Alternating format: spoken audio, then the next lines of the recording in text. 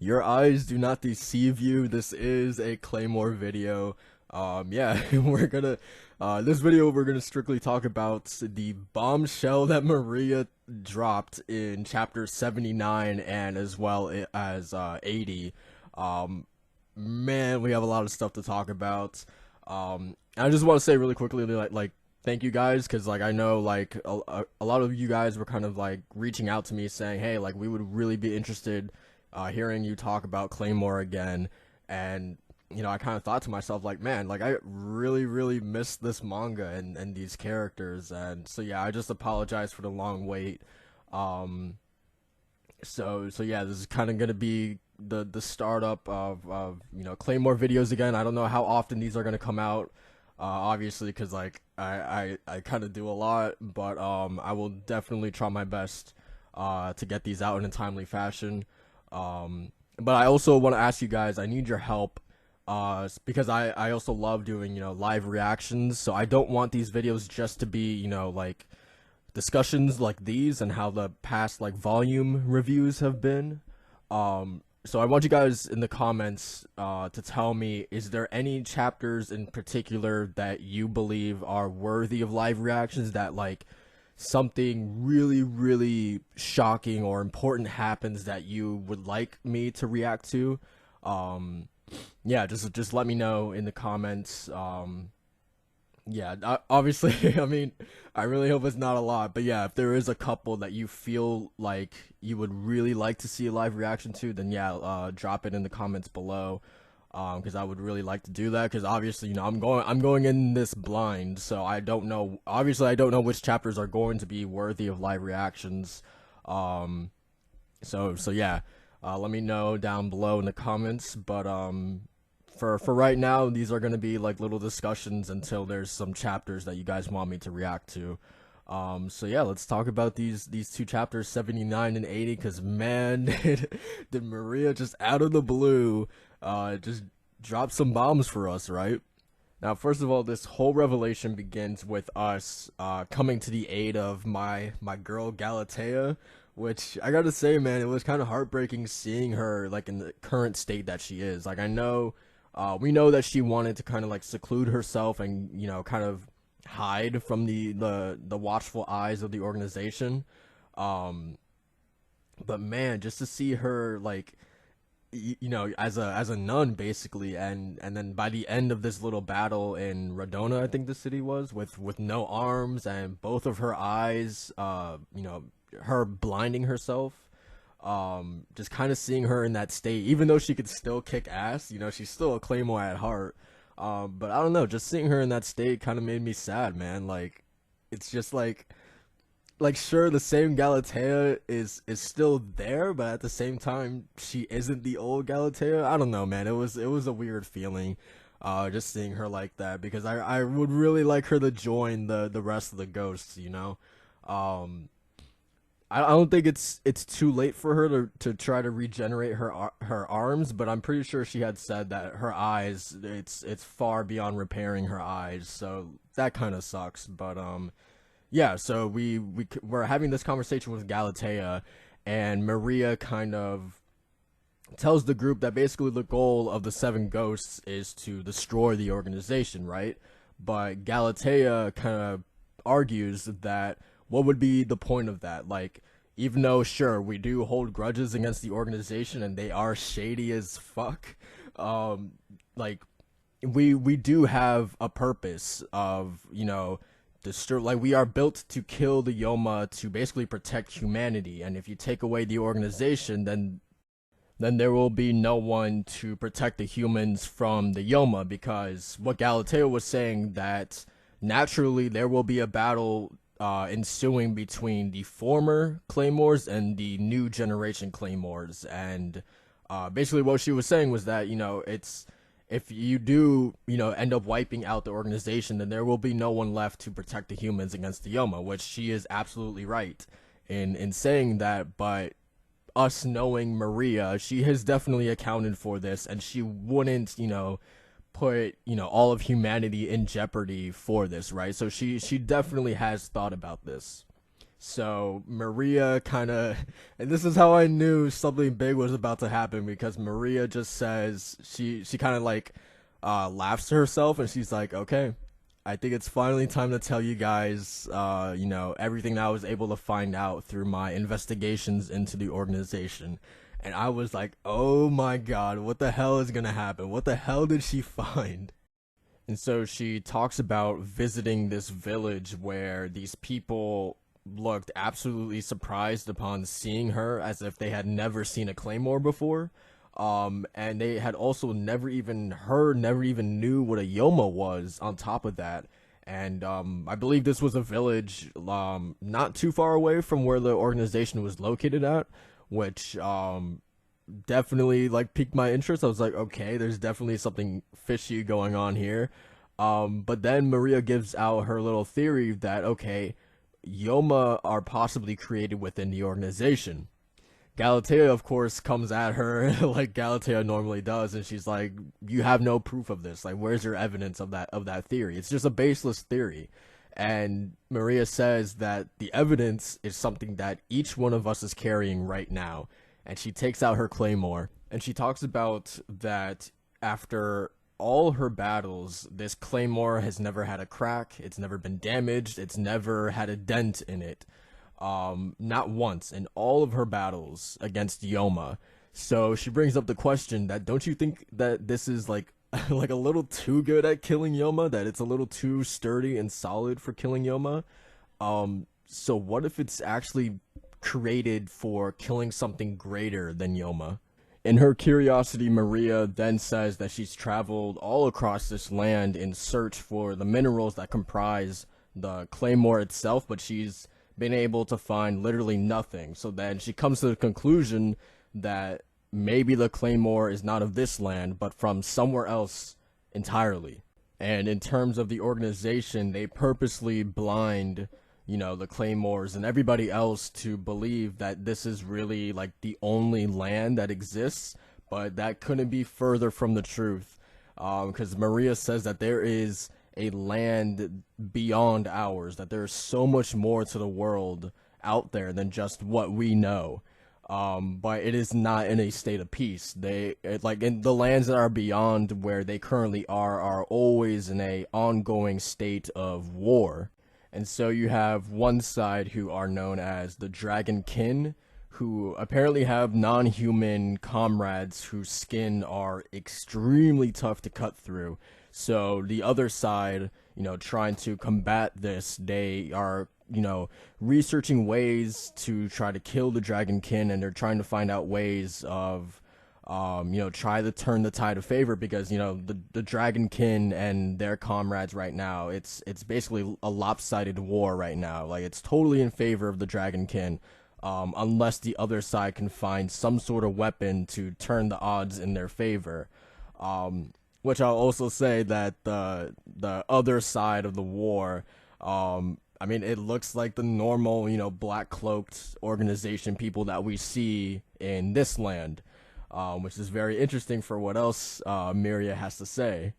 So then the research of these people led to the creation of weapons that had allowed humans to turn into monsters, but this would often result in these weapons like wiping out their own armies, so they deemed them, way too dangerous.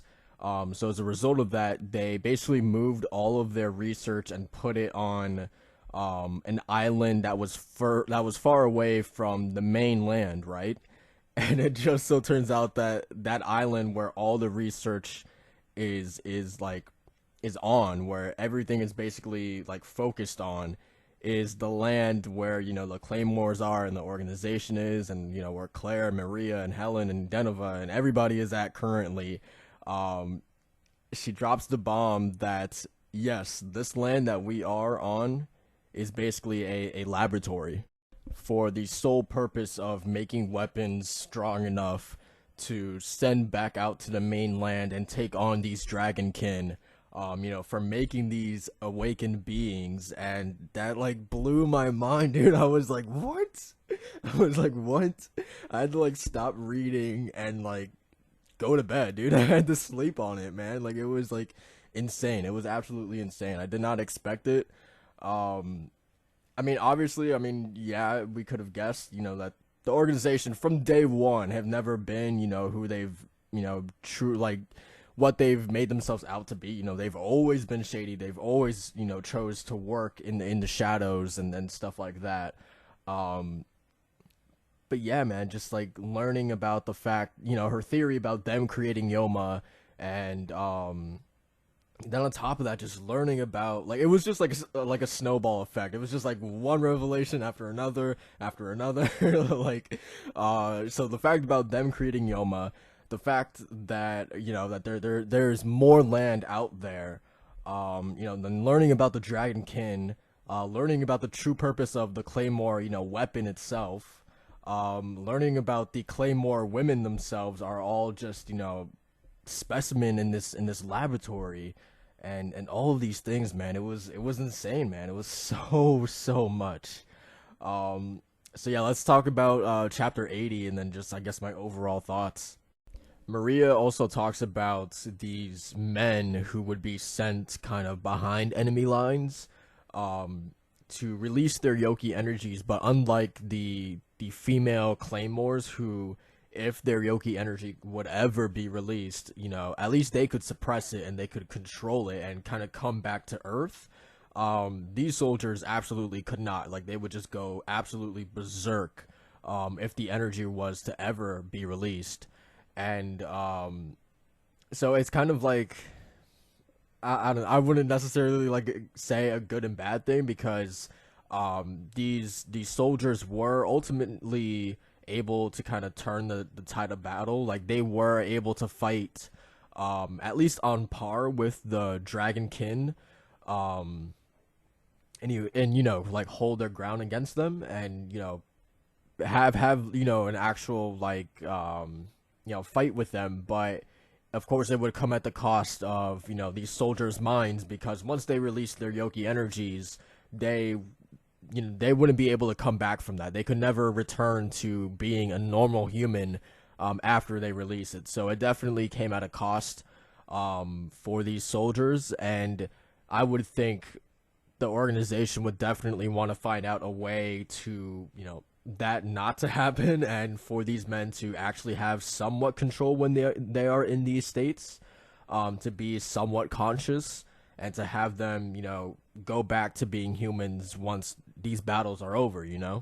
And actually, there is a pretty clear distinction between, I guess I'll call them like the male claymores and the female ones. Is that, the males just straight up release, like, they just straight up become awakened beings, whereas the females, I feel like they only, like, release a little bit. Like, they never really, go 100% awakened. Only, like, the dumb ones, I guess.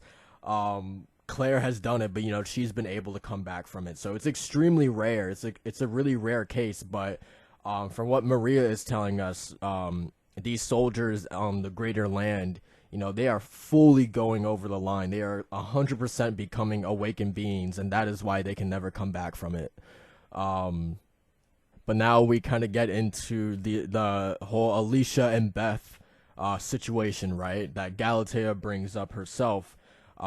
This is basically like the organization's answer to having, a soldier strong enough to become fully awakened, but at the same time be able to come back down to Earth, to come back and turn to a normal human. But they have to jump through so many hoops just to get that right, because there's the whole twins, the fact that Alicia and Beth are twins, and you have one of them basically, keeping the conscience for, like, both of them at the same time.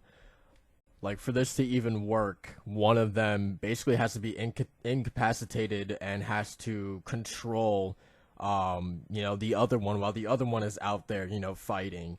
And there's a big Achilles heel for that, because you're leaving literally one of the twins defenseless and out in the open in combat, unless you put her somewhere secluded and protect her while her sister is fighting.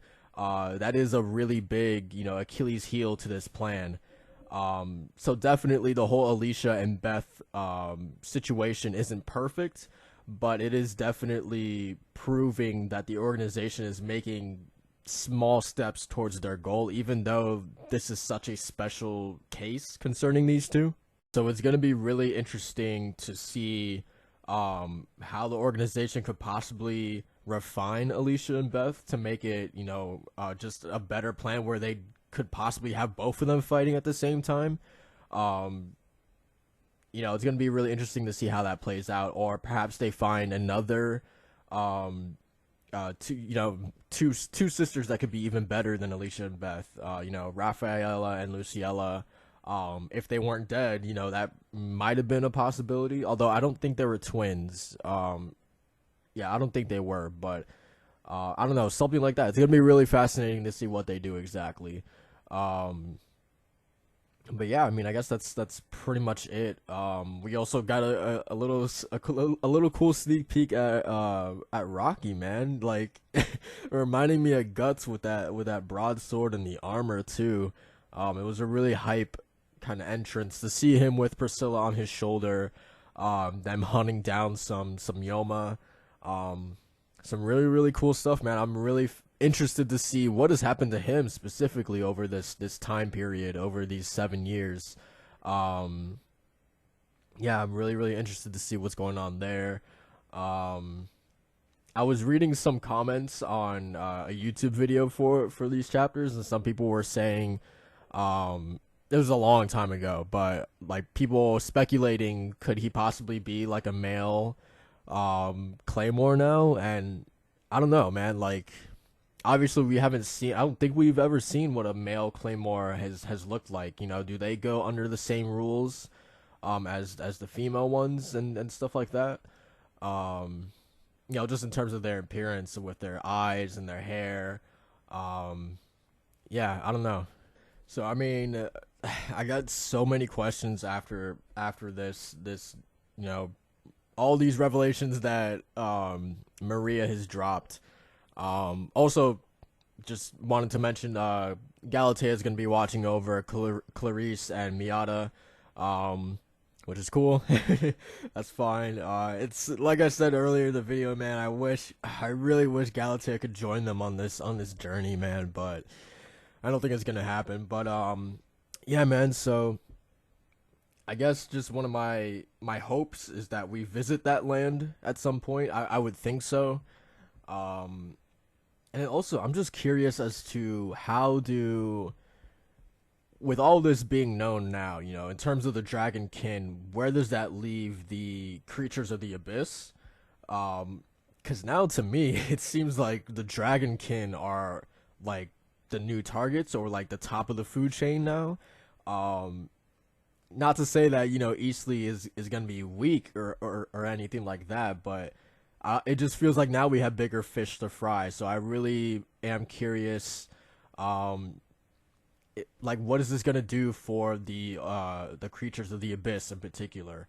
Like, and please don't hate me if this has already been explained because it's been a really long time since I've like watched the early portions or read the early stuff of Claymore. But has it ever been explained? How the creatures of the abyss have come to be? Where like, can we assume that they were also created by the organization at some point?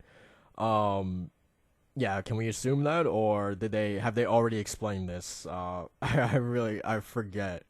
But yeah, that's kind of another question I have, because it would be interesting if the organization, if this was like another one of their experiments to try to go up against the Dragonkin, or the creatures of the abyss, um, and then perhaps they just gone rogue and branched off from the organization, and they send the claymores after them, something like that.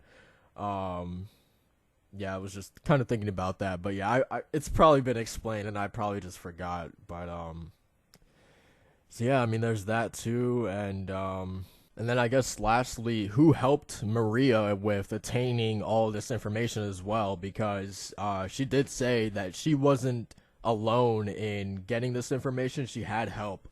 There was no way she could have done this alone, and Galatea definitely pointed that out. Um, but Maria also made it a point to say that she cannot say who it is. So, probably more than likely is going to be a big reveal. So I'm excited to see who exactly helped her. Who else has? I mean, it seems like a grudge against the organization, or would like to see them be taken down. Um, that would be really interesting to see as well.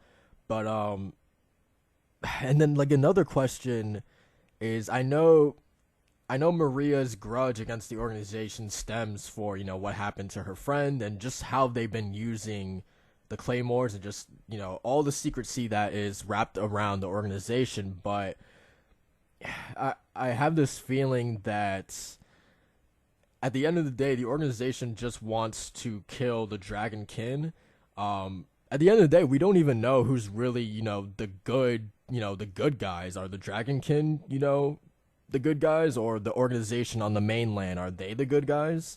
You know what I mean? Like, should we really, if the Dragonkin are, terrible, terrible creatures that, are ravaging humanity and doing all these terrible things over on the mainland, should we really be begrudging the organization for trying to want to, create something to take them out and protect humanity? Or is it the other way around, where the organization over there are the ones doing these terrible, terrible things, and we should be actually rooting for the Dragonkin to take them out? I don't know. I think that's also a really, really interesting thing to look at. But yeah, I mean, I guess that's pretty much it. Yeah, lots of interesting things, man. These two chapters were great. Really, really great, man. Just like I did not expect it. I did not expect it. It left my jaw on the ground and blew my mind, man. These revelations were crazy. Yeah, man, I just love it, man. Just like learning about like the purpose of everything in the world, why the Claymores exist, the swords themselves, the land that they're on and things like that. I just love it, man.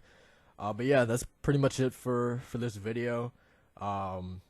Yeah, thank you guys for watching, and I'll see you guys in the next one whenever that one comes. Yeah. Yeah, whenever it comes. I actually just bought volume 16. So once I get through that, then yeah, we can definitely expect a video after that. So yeah, that's pretty much it. And like I said earlier in the video, before I go, leave me some chapters down below that you think are essential for me to react to. So yeah, that's it. Thank you guys for watching, and I'll see you guys in the next one. Peace.